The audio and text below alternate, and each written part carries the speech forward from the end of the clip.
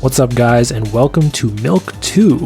This is a channel I decided to make to do some unscripted short form reviews of things that I'm not going to talk about on the main channel at It's Me Milk T. If you're not subscribed, go ahead and go on over there. Go watch the videos. I got one I'm cooking up right now.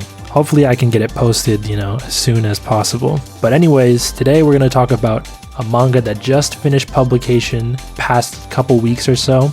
Undead Unluck. So Undead Unluck is like one of the new gen manga that's been really popular alongside stuff like Sakamoto Days, Dandadan, and Jujutsu Kaisen. Undead Unluck is a story surrounding these two people known as Undead and Unluck.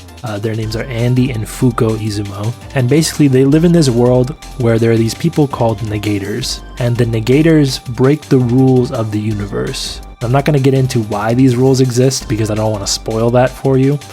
But essentially, Andy, the titular undead character, he has the power to never die. And so he's lived for billions of years at this point. And he can do cool things like cut his finger off and shoot it like a pistol, or he can use his he can regenerate his entire skin as a clone of himself, or he can cut his arm off and use his regenerated blood as a sword through his elbow. He has some very cool powers that is very unique, and that's actually initially what got me interested in this series. I really like the way that the author interprets powers and uses them to tell this story in a unique way. And really early on it felt like there was more of a mysterious dark tone going on, and I think that's actually why I feel a little bit mixed on the series, because originally the vibe that I got from the series at the very beginning is not what I think it grew and blossomed into.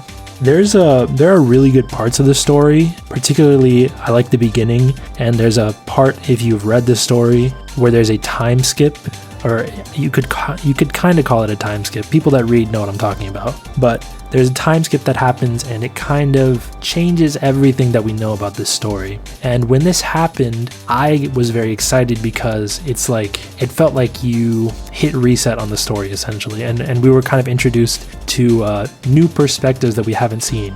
This very quickly went from something that was interesting and mysterious and a good study of characters and how events shape their lives.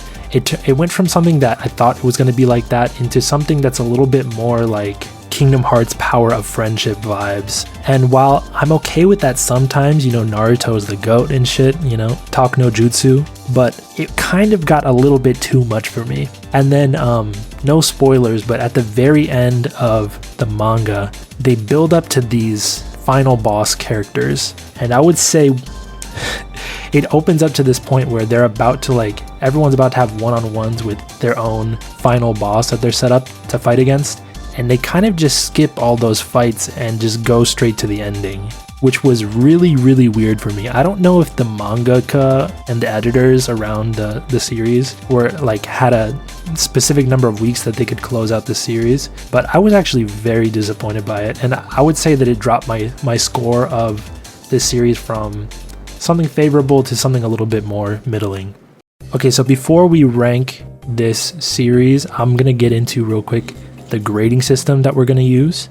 So when I grade things, I'm gonna give it from an S rank all the way down to an F rank. We'll start from C, right?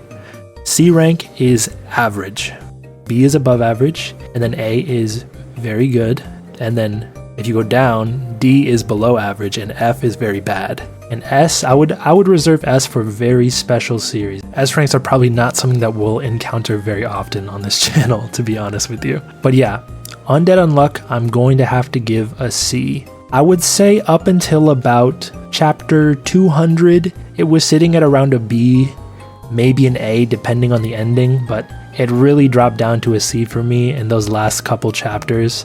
If you're planning on giving this a read, it's about 239 chapters or 27 volumes.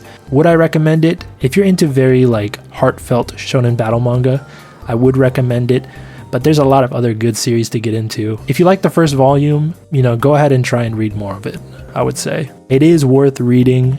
It could possibly be that I just personally don't like it that much. But yeah, Undead Unluck. C rank. If you read it, or if you've watched any of the anime, let me know what you think in the comments below, and I will see you in the next review that we do.